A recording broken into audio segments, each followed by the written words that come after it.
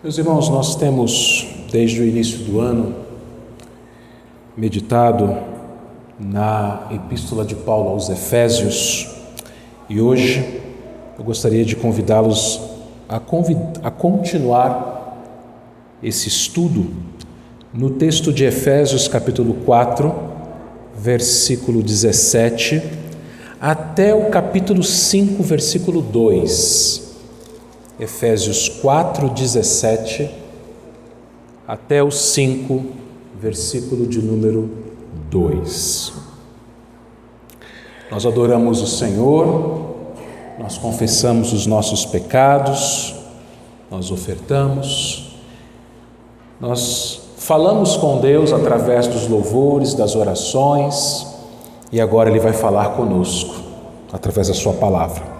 Efésios 4, 17 a 5, 2 diz assim: Isto, portanto, digo, e no Senhor testifico, que não mais andeis como também andam os gentios, na vaidade dos seus próprios pensamentos, obscurecidos de entendimento, alheios à vida de Deus por causa da ignorância em que vivem, pela dureza do seu coração, os quais, tendo se tornado insensíveis, se entregaram à dissolução para com avidez cometerem toda sorte de impureza. Mas não foi assim que aprendestes a Cristo, se é que de fato o tendes ouvido e nele fostes instruídos, segundo é a verdade em Jesus. No sentido de que, quanto ao trato passado, vos despojeis do velho homem, que se corrompe segundo as concupiscências do engano, e vos renoveis do espírito do vosso entendimento, e vos revistais do novo homem, criado segundo Deus, em justiça e retidão, procedentes da verdade. Por isso, deixando a mentira, fale cada um a verdade com o seu próximo, porque somos membros uns dos outros. Irai-vos e não pequeis, não se ponha o sol sobre a vossa ira, nem deis lugar ao diabo. Aquele que furtava, não furte mais, antes trabalhe, fazendo com as próprias mãos o que é bom, para que tenha com que acudir ao necessitado. Não saia da vossa boca nenhuma palavra torpe, e sim unicamente a que for boa para a edificação, conforme a necessidade, e assim transmita graça aos que ouvem. E não entristeçais o Espírito de Deus, no qual fostes selados para o dia da redenção. Longe de vós toda amargura, cólera, ira, gritaria, blasfêmias e bem assim toda malícia. Antes, sede uns para com os outros benignos, compassivos, perdoando-vos uns aos outros, como também Deus em Cristo vos perdoou. Sede, pois, imitadores de Deus, como filhos amados, e andai em amor, como também Cristo nos amou e se entregou a si mesmo por nós, como oferta e sacrifício a Deus em aroma suave. Oremos. Pai, mais uma vez nos colocamos, ó Pai, prostrados diante do Teu trono de graça, Senhor. E nesse instante, pedimos ao Senhor, ó Pai, que aquiete os nossos corações, que ilumine, Senhor Deus, o nosso entendimento e que fale conosco, Pai Santo. Ó Deus, que cada irmão, cada irmã que aqui está e a todos aqueles a quem esta mensagem chegar, possam ser edificados, moldados, transformados pela Tua palavra. Ó Pai, faça isso nesta noite, é o que nós te pedimos em nome de Jesus. Amém. Mudança. O que vem à sua mente quando você ouve essa palavra? Mudança. Muitos pensarão em mudança de casa. Quando você muda para um outro bairro, para uma outra cidade, ou quem sabe até para um outro país. Outros podem pensar em mudança de emprego, talvez de cargo ou de profissão. Talvez você possa mudar também de carro, ou mudar de celular, ou mudar o seu computador, o seu notebook. E toda mudança deveria ser uma mudança para melhor. Nós almejamos morar numa casa mais aconchegante, num bairro melhor. Nós desejamos também um trabalho melhor, um trabalho que pague mais, um trabalho que tenha bons colegas, que tenha um chefe que nos ensine e que seja compreensivo, motivador. Nós desejamos um celular com uma câmera melhor, um computador com mais memória. Ou seja, meus irmãos, as mudanças que nós desejamos sempre são mudanças progressivas, mudanças para melhor. Mas nem todo mundo gosta de mudanças, principalmente quando a mudança é na própria pessoa. Muitas pessoas, meus irmãos, vão possuir a síndrome de Gabriela. Eu nasci assim, eu sou mesmo assim, vou ser sempre assim, dizem os versos cantados por Gal Costa. Ou seja, eu sou sempre assim e quem quiser que me ature do jeito que eu sou, porque eu não vou mudar. E as terapias humanistas, elas endossam esse pensamento, colocando a responsabilidade no outro. Então, é o pai que tem que mudar, é a mãe que tem que mudar, é a esposa ou o marido que tem que mudar, o chefe que tem que mudar, as circunstâncias que tem que mudar, mas você não precisa mudar. Eu não preciso mudar. E, meus irmãos, essa gama de pensamentos faz parte do homem sem Deus. Ele quer mudar para melhor as suas coisas, a sua casa, o seu carro, o seu celular, o seu computador, mas o homem sem Cristo, ele não quer mudar. Quem tem que mudar é o outro.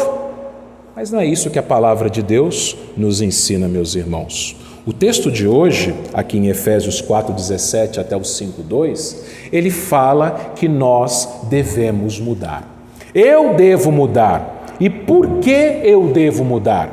A primeira lição que o apóstolo Paulo nos mostra nesse texto é a razão da mudança. Por que eu tenho que mudar?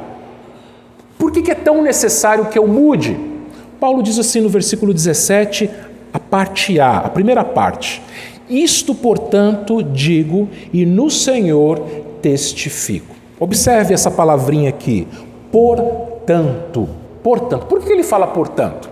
Paulo está falando o seguinte, olha, diante de tudo que eu já falei para vocês, Paulo escrevendo à igreja de Éfeso, então ele fala, olha, tudo que eu falei para vocês, aquilo que o Senhor fez por vocês, vocês foram eleitos antes da fundação do mundo, vocês foram adotados, vocês foram redimidos por Cristo na cruz, vocês foram selados pelo Espírito Santo, vocês foram salvos pela graça, tirados da morte, trazidos para a vida, vocês são igreja do Senhor, família de Cristo, vocês agora são igreja e vocês receberam dons espirituais. Deus deu pastores, servos que servem a igreja, que ensinam a igreja para que a igreja seja uma, para que a igreja não viva mais atraída por ventos de doutrina, que foi o que nós vimos no domingo retrasado, meus irmãos. Então Paulo falou o seguinte, olha, depois de tudo isso que eu falei para vocês, portanto, digo e no Senhor testifico, ou seja, Paulo está falando aqui, meus irmãos, na autoridade de apóstolo que Deus deu para ele. Ele diz assim, no Senhor testifico, ele é testemunha do Senhor. O Senhor chamou Paulo para dizer isso daqui. Paulo está escrevendo, mas Paulo é apenas um instrumento. Paulo, ele é inspirado pelo Espírito Santo para escrever. O que Paulo vai dizer a seguir, irmãos, não é algo tirado da cabeça dele, não é a sua opinião pessoal, mas Paulo está ali falando como testemunha do Senhor, como enviado, como apóstolos do Senhor, o que ele vai nos ensinar aqui. E ele exorta aos Efésios e a nós também o seguinte, versículo 17, a parte B até o 19.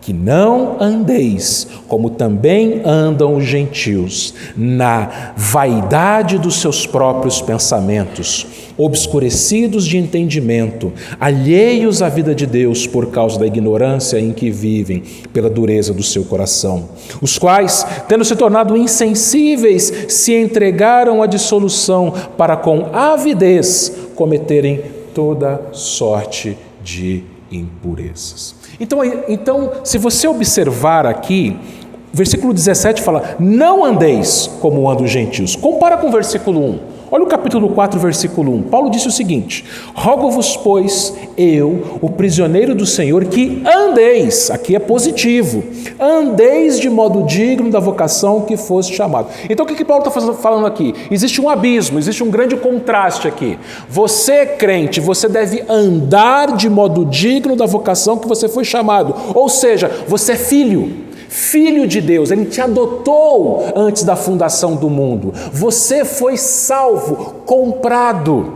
Nós cantamos: eu nunca saberei o preço dos meus pecados na cruz. Na verdade, esse preço é o sangue de Jesus, mas não fomos nós que pagamos, foi Ele que pagou. Então Paulo fala o seguinte: olha, você é isso. Você é salvo, você é filho, você foi regenerado, você foi selado pelo Espírito, então ande de modo digno da sua vocação. Mas não ande como andam os gentios. E como é que os gentios andam? Paulo fala assim: preste atenção, olhem para os ímpios, para os gentios. E gentios aqui, meus irmãos, no Novo Testamento, gentios pode ter dois significados. Gentios pode significar os povos não judeus. Então, a igreja de Éfeso tinha muitos gentios, gregos, romanos, pessoas de outras nações, mas nesse texto, gentios está significando pagãos, aqueles que não amam a Deus, aqueles que não adoram a Deus, aqueles que são do mundo, ímpios. Então Paulo fala assim: presta atenção, olha como que os ímpios andam. Ele começa dizendo o seguinte: na vaidade dos seus próprios pensamentos. O que é vaidade? Lembra de Salomão lá no livro de Eclesiastes? Vaidade. O que é vaidade? Vaidade é aquilo que é vão, aquilo que é inútil, aquilo que é fútil. A cabeça do ímpio tem coisas que não prestam, coisas fúteis, coisas inúteis. Tudo começa com o pensamento. Antes de nós agirmos ou falarmos, nós pensamos. Então o ímpio tem uma mente depravada, uma mente vazia. E você sabe que mente vazia o que é, né? É oficina do diabo, como diz aquele velho ditado, né? Os ímpios têm a mente vazia. A vaidade, ou seja, é vão, é vazio. Os seus pensamentos são vazios. Aí ele continua: os seus pensamentos, o seu entendimento, versículo 18, o seu entendimento ele é obscurecido. Por quê? Porque eles vivem nas trevas, obscurecido. Eles não estão na luz, eles não são filhos da luz. Você se lembra que aqui no capítulo 2, Paulo vai falar que nós somos filhos da luz. Os ímpios, eles são filhos das trevas. Eles têm o seu entendimento obscurecido, eles vivem na escuridão. Lembra que Pedro falou? Pedro disse que o Senhor nos tirou das trevas e nos trouxe para a sua maravilhosa luz. E aqui Paulo fala: então, já que vocês estão na luz, não sejam como os filhos das trevas. O entendimento, a compreensão, o raciocínio deles está nas trevas. Ele continua: alheios à vida de Deus por causa da ignorância em que vivem. Essas pessoas que não creem no Senhor, Paulo está dizendo, elas são ignorantes, elas são alheias à vida de Deus. Elas não estão nem um pouco preocupadas com Deus. Elas vivem fora, elas não têm a vida que o Senhor deu. Lembra do versículo do capítulo 2? Ele vos deu vida estando vós mortos nos vossos delitos e pecados. Ou seja, essas pessoas de quem Paulo está falando, elas continuam mortas, elas não têm a vida de Deus. E Paulo fala: olha, não sigam o exemplo dessas pessoas, elas são ignorantes, estúpidas, sem entendimento. E ele continua aqui, que tem, versículo 18 aí, pela ignorância que vivem, pela dureza do seu coração, ou seja, eles têm corações de pedra, corações duros como pedra. Eles não têm corações de carne, eles não têm corações transformados, eles não têm corações regenerados, são pessoas de coração duro. E ele continua, no 19, os quais, tendo se tornado insensíveis. O que é essa insensibilidade? eles são insensíveis à pregação do Evangelho.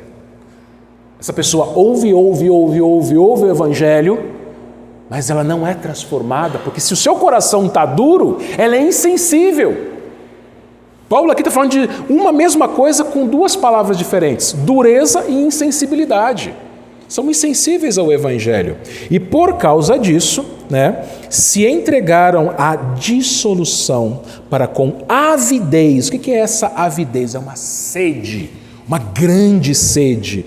Com avidez cometerem toda sorte de impureza. Essas pessoas, elas mergulham com avidez as impurezas. E é interessante que o texto diz que elas se entregaram. Lembra de Romanos capítulo 1? Que diz que as mesmas pessoas, Deus entregou essas pessoas aos seus próprios pecados. Deus entregou e elas também se entregaram. Então Paulo fala o seguinte: olha, são estas pessoas que você não deve andar. O que é andar? Prática, vida.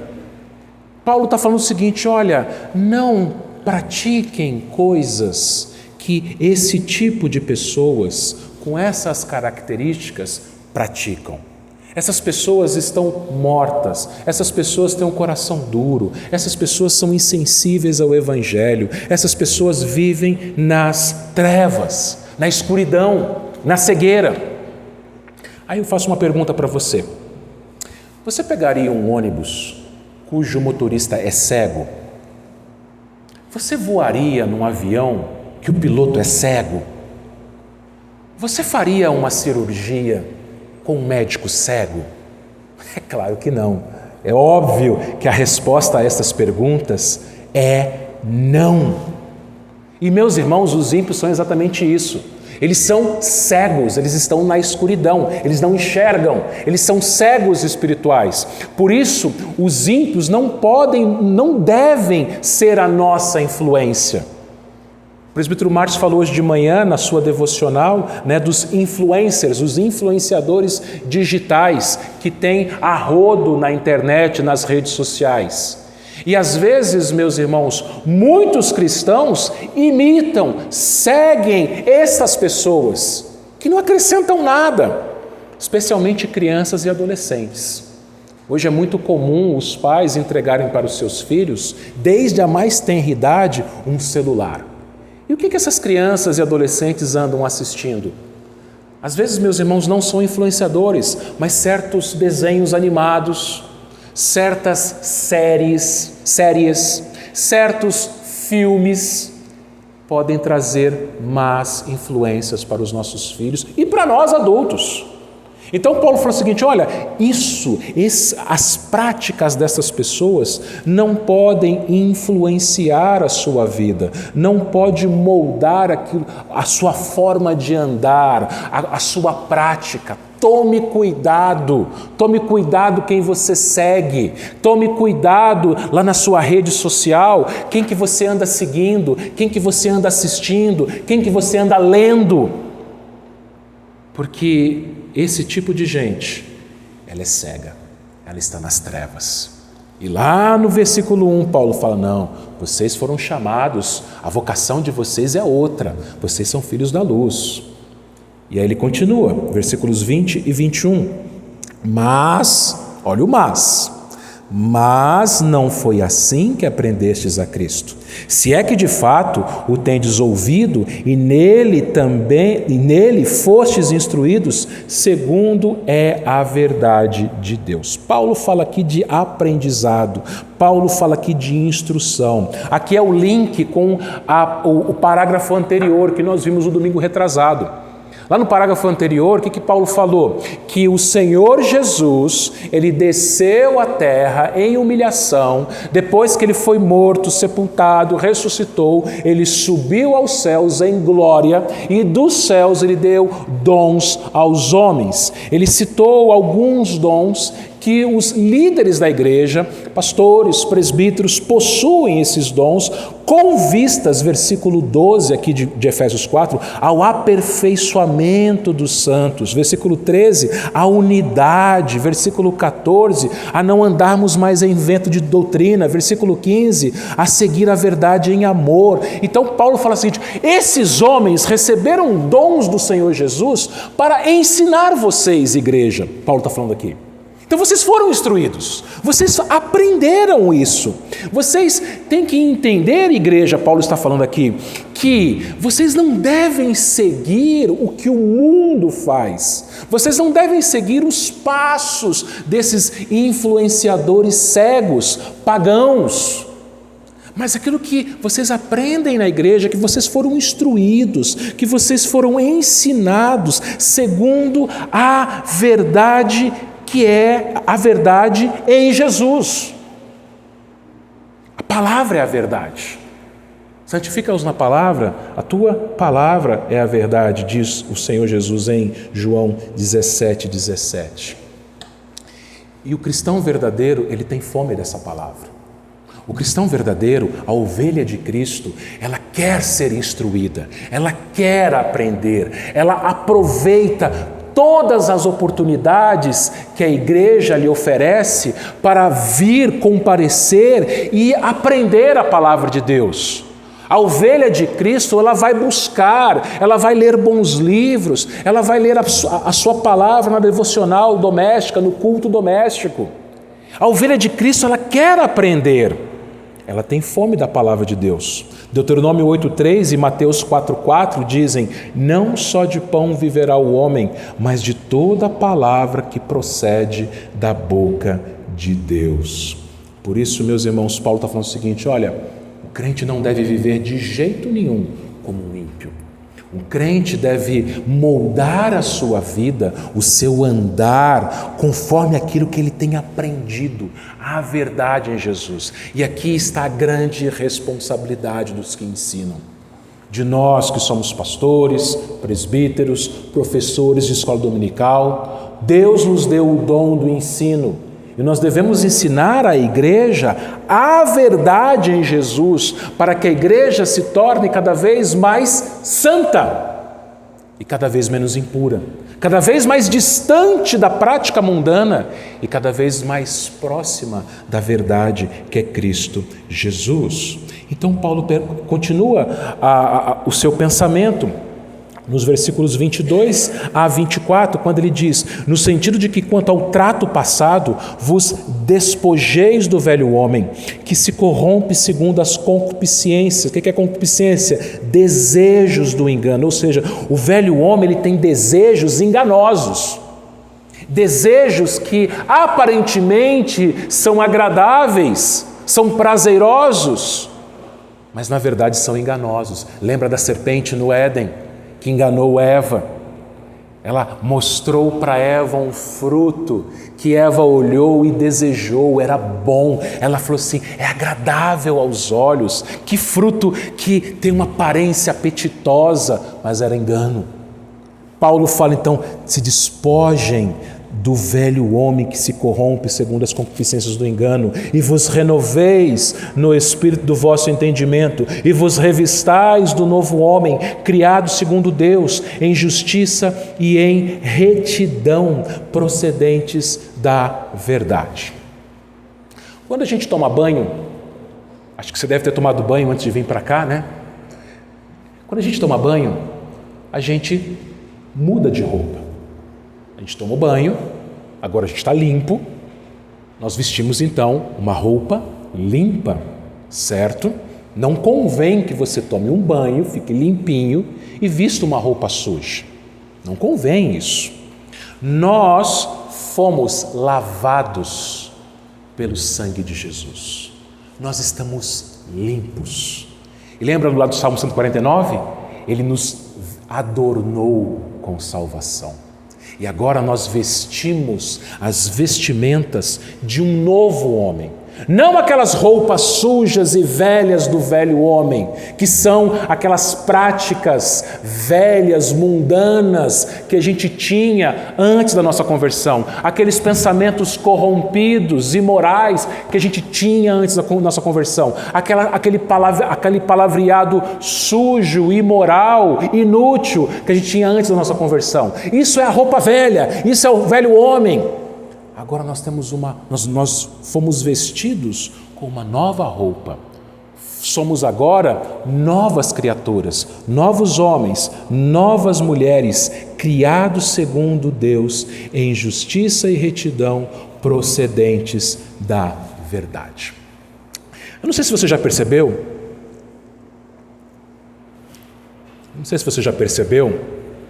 mas nos desenhos animados, eu gosto de desenho, principalmente os mais antigos. Talvez muitos de vocês gostem também. Mas os desenhos animados, nos gibis, raramente os personagens mudam de roupa. Já perceberam isso? Por exemplo, na Turma da Mônica. A Mônica sempre está com o seu vestido vermelho. A Magali sempre com o seu vestido amarelo. O Cebolinha, bermuda preta, camiseta ou camisa verde. E o Cascão, camiseta amarela e o seu suspensório vermelho. Eles não trocam de roupa, assim como o caráter deles não muda. A Mônica tem que lidar com o pecado da ira. A Magali tem que lidar com o pecado da gula. O Cebolinha tem que lidar com o pecado do furto. Ele quer roubar o coelhinho para ele ser o dono da lua, quer dizer, da rua, porque ele fala com ele. E o Cascão é sujo mesmo. Então você percebe que assim como a roupa deles não muda, o caráter também não muda. Eles são daquele jeito, eles não mudam.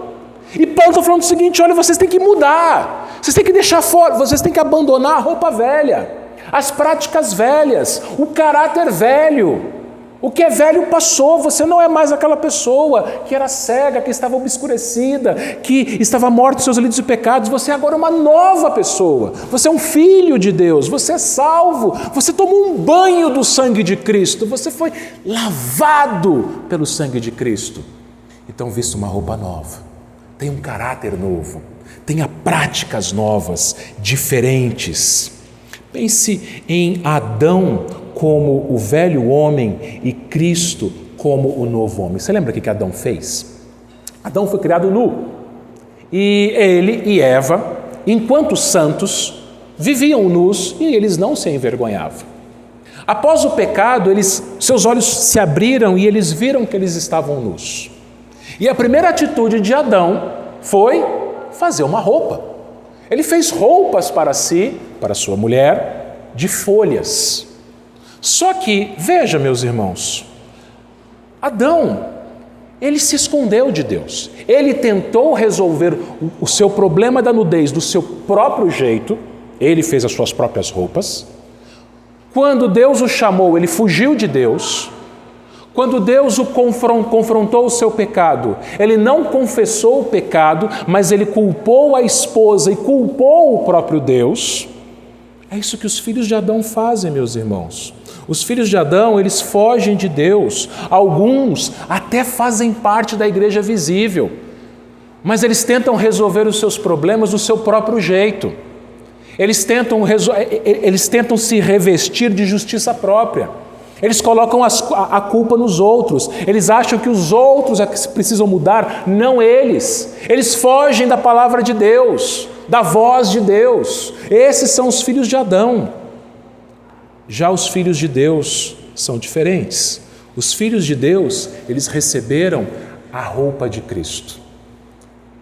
Deus, então, toma um animal, sacrifica aquele animal, tira a pele daquele animal e faz uma roupa para Adão.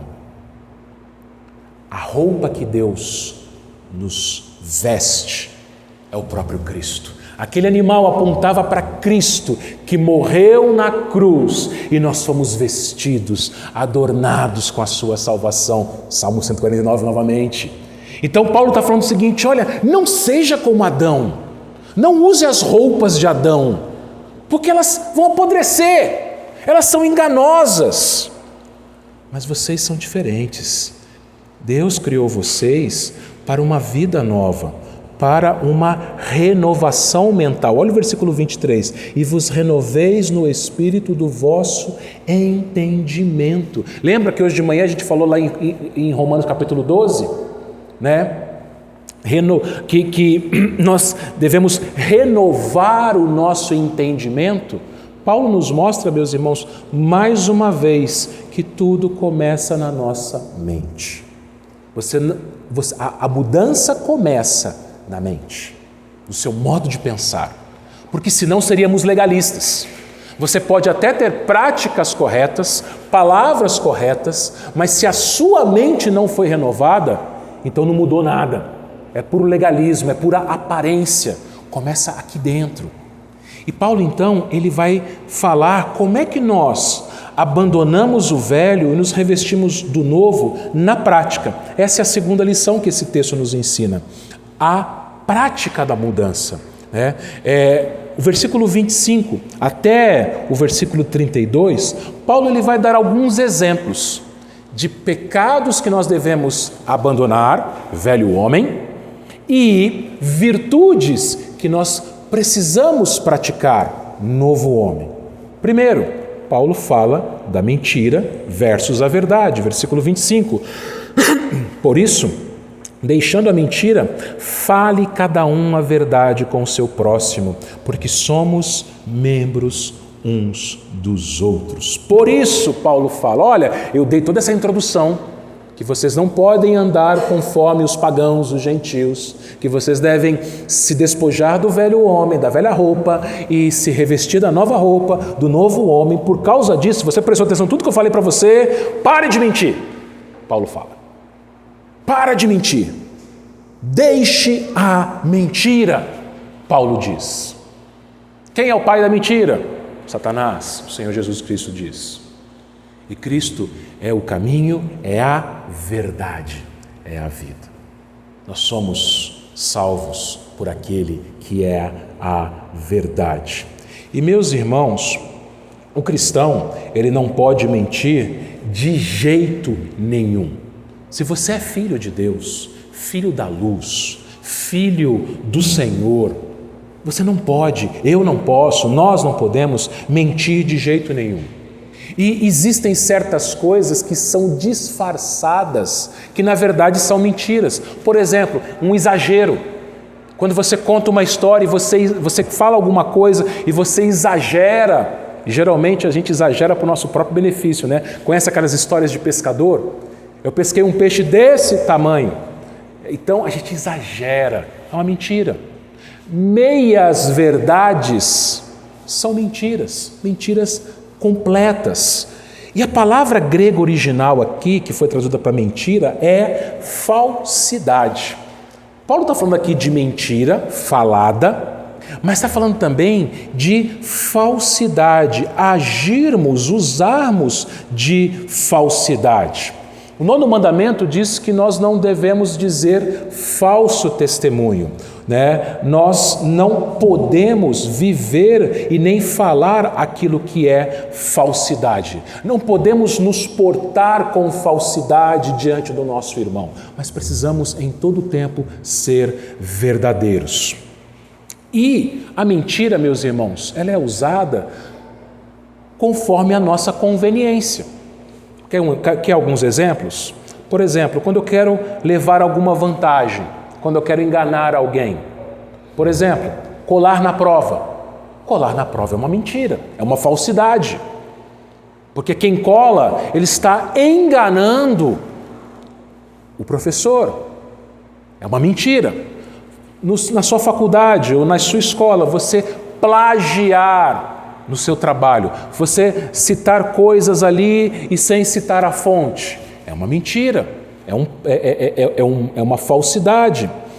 Dar desculpas esfarrapadas quando você falta a um compromisso, é uma mentira. Eu não estava bem, você não foi porque você não quis, é uma mentira. Que mais? Enganar o outro, sonegar impostos, mentira. Tratar bem uma pessoa na frente dela e falar mal dela pelas costas é falsidade, é mentira. E Paulo lhe fala, meus irmãos, que nós devemos falar a verdade uns com os outros, sermos verdadeiros com o nosso próximo, porque somos membros uns dos outros. Aqui se percebe que tipo de próximo é. É claro que eu tenho que falar a verdade com todo mundo. Mas Paulo fala uma coisa especial aqui. Somos membros, está falando de igreja.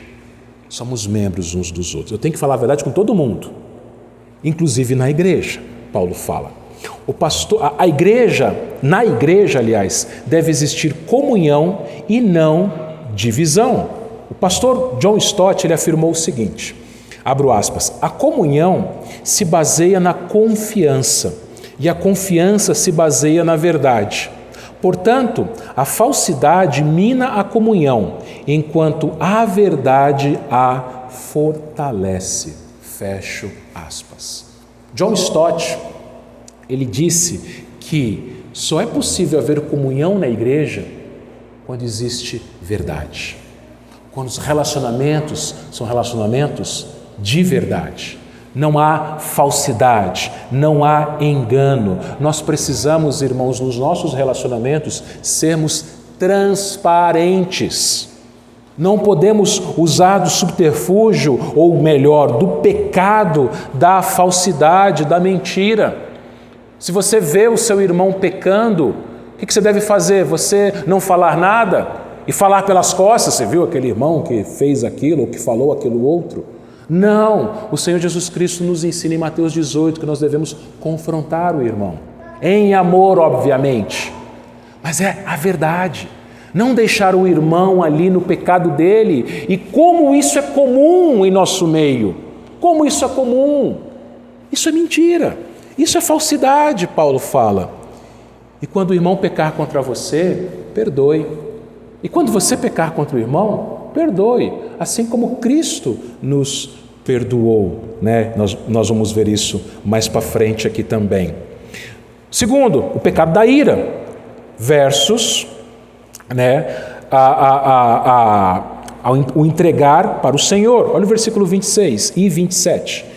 Irai-vos e não pequeis, não se põe o sol sobre a vossa ira, nem deis o lugar ao diabo. Veja que interessante que Paulo está falando aqui.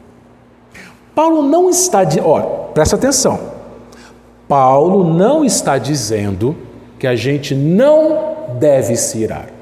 Pelo contrário, é uma afirmativa aqui. Ele fala, irai-vos. Irai-vos. É uma ordem, está no imperativo isso daqui. Ué, mas pastor, mas ira não é pecado? Buguei agora. Ira não é pecado? Por que Paulo fala que eu tenho que me irar? Ira é pecado ou não é pecado? A resposta é, depende. Depende. O nosso Deus é um Deus irado. É um Deus irado. O mais famoso sermão do pastor Jonathan Edwards foi Pecadores nas mãos de um Deus irado. Nós cantamos Tua ira santa mereci. Veja, Deus é um Deus irado, mas Ele também é um Deus santo. E a Bíblia nos ensina, meus irmãos, que é possível o crente também se irar com uma ira santa. Mas nós precisamos tomar muito, mas muito cuidado com essa ira. Por quê? Bom, eu vou mostrar para vocês uma coisa, como que a Bíblia nos ensina isso. Por exemplo, vou mostrar o que os Salmos respondem. Salmo 119, 53, eu vou ler na versão NVT, 119, 53. Fico furioso, olha só a palavra como é pesada. Fico furioso com os perversos, pois eles rejeitam a tua lei. Então o salmista ele fica furioso com os perversos que rejeitam a lei de Deus. Outro salmo, Salmo 58, versículo 6, 58, 6. Presta atenção nas palavras do rei Davi. Ó Deus, quebra-lhes os dentes na boca, Arranca, Senhor, os queixais aos leõezinhos. Aqui Davi está usando uma metáfora. O Salmo 58 é uma oração de Davi expondo a Deus o pecado dos juízes. Os juízes que deveriam estar julgando a nação com justiça, eles estavam sendo injustos, corruptos. Davi chama esses homens de leões. E Davi fala o seguinte: Senhor, quebra os dentes da boca deles, arranca os seus queixos. Pesado, né? Mais um salmo. Salmo 68, versículo 21. 68, 21. Sim, Deus, parte a cabeça dos seus inimigos e o cabeludo crânio do que anda nos seus próprios delitos. Mais uma vez, Davi ele pede ao Senhor que esmague a cabeça dos inimigos. Aí você pode me falar assim: não, pastor, mas isso é Velho Testamento. Novo Testamento nós devemos amar. Bom, deixa eu ler para vocês Evangelho de João, capítulo 2, versículos 14 a 16. João 2, 14 a 16. Jesus ele entrou no templo e encontrou no templo os que vendiam bois, ovelhas, pombas e também os cambistas assentados. Tendo feito um azorrague, ou seja, um chicote de cordas, expulsou todos do templo, bem como as ovelhas, os bois, derramou pelo chão o dinheiro dos cambistas, virou as mesas e disse aos que vendiam as pombas: tirai daqui estas coisas, não façais da casa de meu pai casa de negócio. Agora perceba uma coisa: todas as vezes que esses versículos falam de ira, a ira é contra os homens que desobedecem a Deus, contra os homens que atacam a honra de Deus. Lá no caso de Jesus no templo, os homens eles estavam atacando a honra de Deus ali no templo, transformando o templo como casa de negócio.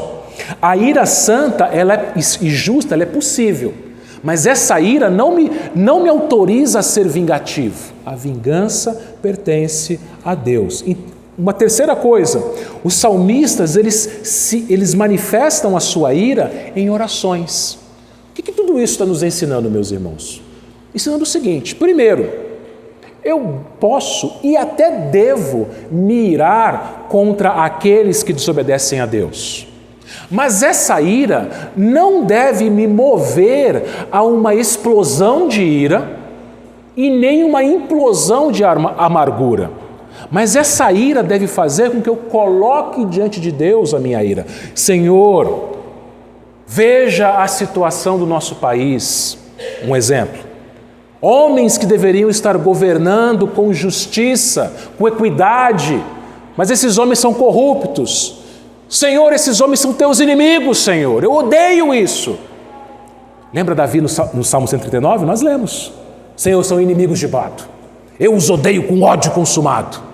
Mas, Senhor, Tu me sondes e me conheces. Vê se há em mim algum caminho mau. É disso que o texto está nos dizendo, meus irmãos. A ira santa é quando eu fico indignado contra o pecado e coloco diante de Deus e descanso. Por isso que ele fala: não se ponha o sol sobre a vossa ira.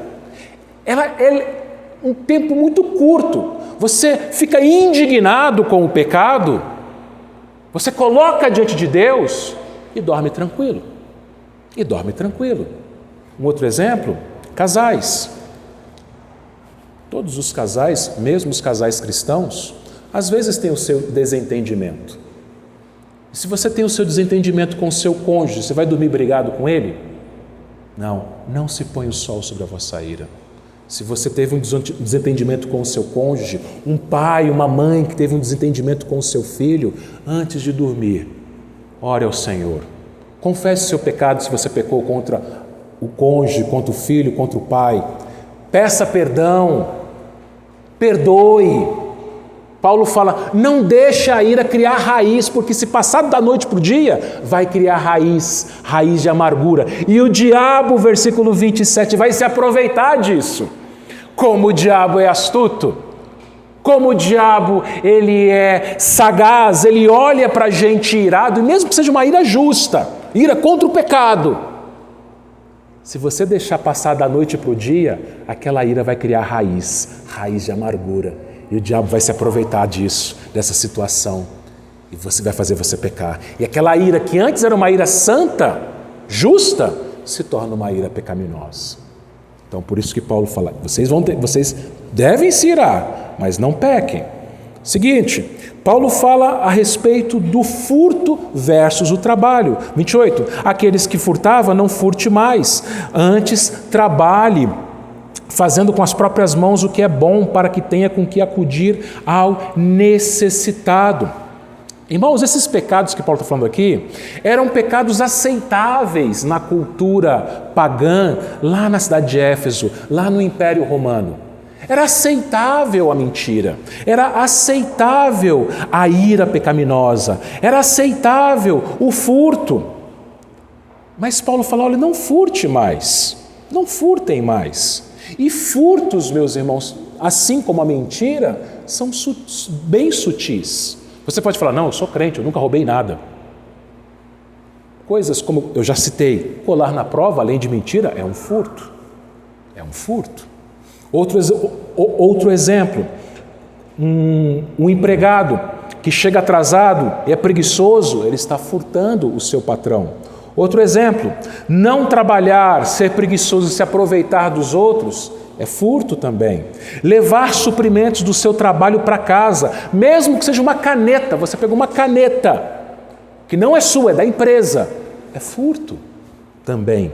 O furto, ele é muito sutil, meus irmãos, nós devemos abandoná-lo. E o que eu coloco no lugar do furto? Você percebe o seguinte, não é só abandonar o velho, não é só abandonar o pecado, não é só isso. Eu abandono o velho e eu me revisto do novo. No lugar do furto, Paulo fala, trabalhe, fazendo com as próprias mãos o que é bom para que tenha com que acudir o necessitado. Irmãos, o trabalho, ele serve ele é um instrumento de Deus para colocar o pão na nossa mesa e também para socorrer quem precisa. Você vê que é o contrário, né? Ao invés de eu tomar do outro, eu dou. É diferente, completamente diferente. Ao invés de eu furtar, eu dou. Paulo mostra essa diferença. Continuando, ele fala no versículo 29, não sai da vossa boca nenhuma palavra torpe, e sim unicamente a que for boa para edificação, conforme a necessidade dos que o ouvem. O que é torpe? O original grego, ele significa podre, sujo, inútil, prejudicial. Vou te fazer uma pergunta. Você colocaria lixo na sua boca? Você beberia esgoto? Óbvio que não, né? Agora, irmãos, então, se a gente não colocaria nada imundo na nossa boca, por que tantas vezes nós cristãos, das nossas bocas, saem palavras sujas? Não, pastor, mas eu não falo palavrão. Mas quem disse que aqui Paulo está falando só de palavrão? Olha para o texto, versículo 29. Sim, unicamente a que for boa para edificação. O que é uma palavra torpe? O que é edificar? É construir. O que é o contrário de edificação? Destruição. Palavras torpes são palavras que destroem o outro. Quando eu falo palavras para alguém que destroem ela, que machucam ela, isso é palavra torpe. Você pode não falar palavrão, mas se você fala palavras que machucam o outro, que destroem o outro, isso é palavra torpe. Ele continua falando assim, conforme a necessidade. Você já deve ter percebido que a gente tem 2 ouvidos e uma só boca. Mas tem gente que fala mais que a boca, né? O povo que fala às vezes. Paulo fala, tem palavras que não são necessárias de serem faladas. O que é palavra torpe? Palavras desnecessárias. Aquilo que não é necessário você falar. Tem coisas que a gente deve se calar. A gente observa, a gente se cala, a gente ora. Outras coisas, se existe a necessidade, eu falo. Mas essas palavras, elas devem transmitir graça aos que ouvem. Vejam, são palavras que constroem, são palavras necessárias e são palavras graciosas. as palavras que devem fazer parte do vocabulário do cristão. As palavras torpes, que a gente não pode mais falar, são palavras que destroem, são palavras desnecessárias e são palavras desgraçadas, que vai desgraçar a outra pessoa, que não há graça. Então Paulo fala, abandone isso e fale as palavras que são necessárias, que são edificantes, que transmite graça. E Paulo conclui aqui essa parte com os versículos 30 ao 32, dizendo, aliás, o versículo 30 ele fala, e não entristeçais o Espírito de Deus. Eu faço o link aqui com o 29, quando a gente fala palavras torpes, o Espírito fica triste. Já pensou nisso? Quando suas palavras são palavras desnecessárias, desgraçadas, que destroem a outra pessoa, que ferem, machucam a outra pessoa, o Espírito se entristece, do qual foi selado para o dia da redenção. Agora sim, 31 e 32. Longe de vós toda amargura e cólera e ira. Agora esta ira aqui é diferente daquela outra. Essa daqui tem que ficar longe. E gritaria, e blasfêmias, e bem assim toda malícia. Antes, eu tenho que me dispor do que está no 31 e me revestir do 32. Antes, sede uns para com os outros, benignos, compassivos, perdoando-vos uns aos outros, como também Deus em Cristo vos perdoou.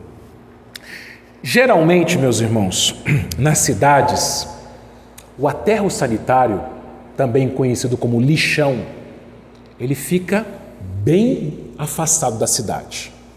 Então você recolhe o seu lixo lá na sua casa, lá na sua empresa, você coloca lá fora, o caminhão passa, coleta e ele leva para longe, para fora da cidade.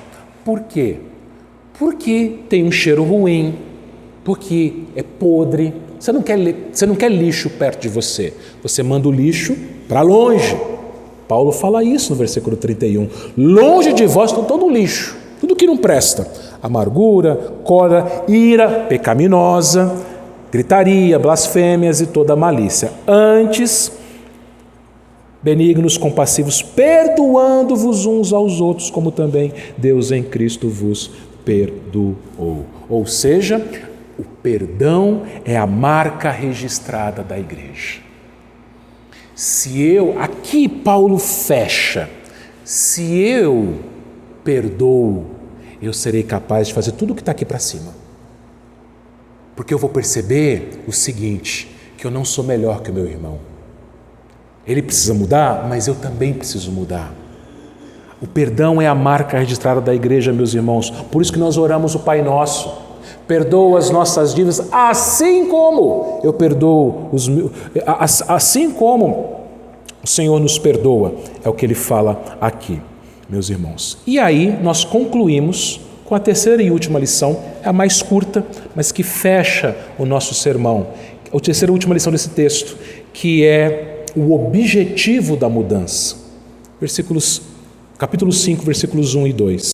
Sede, pois, imitadores de Deus, como filhos amados, e andai em amor, como também Cristo nos amou e se entregou a si mesmo por nós, como oferta e sacrifício a Deus em aroma suave. Lá no começo do texto, Paulo disse, não andeis como andam os gentios. Aqui ele diz assim, andem em amor. Andem em amor. Como que eu faço isso? Imitando a Deus. Imitando a Deus. Olhando para o sacrifício de Cristo, para o amor que Ele teve por mim, pecador miserável, e amando o meu próximo da mesma forma como Ele me amou. Quarta-feira, meus irmãos, no Dia da Família, eu disse que o alicerce da família é o amor, tanto na família de sangue quanto na família da fé. O alicerce, a base é o amor. E o que é o amor? O amor é a obediência à sua palavra. Paulo está fechando aqui, meus irmãos, exatamente isso. Andar em amor é obedecer. É obedecer. Tudo que nós vimos aqui nessa noite, Paulo fala, obedeça. O Senhor fala através de Paulo, obedeça. Andar em amor, meus irmãos, uma igreja que anda em amor, não é uma igreja que dá tapinha nas costas, não é uma igreja que abraça, mas tolera o pecado, tolera o velho homem. Podemos ter sim demonstrações de carinho, mas devemos, além de tudo isso, meus irmãos, muito maior do que tudo isso, não sermos tolerantes com o nosso próprio pecado. Devemos abandonar o velho, devemos revestir-se do novo, devemos mudar. E eu digo o seguinte para nós encerrarmos: você não pode mudar outra pessoa. Às vezes você olha para o seu irmão, você fala assim, puxa, mas por que ele não é diferente? Você não consegue mudar o outro. Marido, você não muda a sua esposa, esposa, você não muda o seu marido, mãe, pai, você não muda seu filho, filho, você não muda seu pai. Nós não mudamos o outro, mas nós somos responsáveis pela nossa própria mudança. Cabe a mim e cabe a cada um de vocês mudar, né? Por quê? Porque cada um será julgado segundo as suas próprias obras. Cada um prestará contas de si mesmo para o Senhor. Por isso, meus irmãos, a nossa oração, o nosso pedido ao Senhor é que Ele nos ajude a mudar do velho para o novo. Como que nós fazemos isso? Nós oramos ao Senhor falando, Senhor, me mate. Forte, né? Mate o meu velho homem. E que eu me revista com um novo homem. Irmãos, essa é uma oração difícil, é uma oração que eu tenho feito já há alguns anos. Eu vou contar uma coisa para vocês. Dói muito. Morrer dói muito. Morrer dói muito. Matar o seu orgulho, matar o seu ego, matar os seus próprios desejos enganosos, isso dói. Você morrer dói. Imagina um amigo que foi seu amigo a vida inteira, agradável, mas ele era um falso. E um belo dia você descobre que ele era um falso, que ele te prejudicava. Assim é o nosso velho homem. A gente viveu a vida toda com ele. A gente achava que era uma maravilha viver daquele jeito. Mas ele era falso. Era uma vida de engano. A gente tem que abandonar isso. Abandonar o ego, abandonar a si mesmo. E falar, Senhor, como Paulo disse aos Gálatas, não mais eu, mas Cristo vive em mim. Não mais o velho homem, mas o novo homem. Cada dia mais, cada dia menos Adão, cada dia mais Cristo. Cada dia menos velho, cada dia mais novo. Cada dia menos pecadores, cada dia mais santos. Que o Senhor nos ajude e nos abençoe. Amém.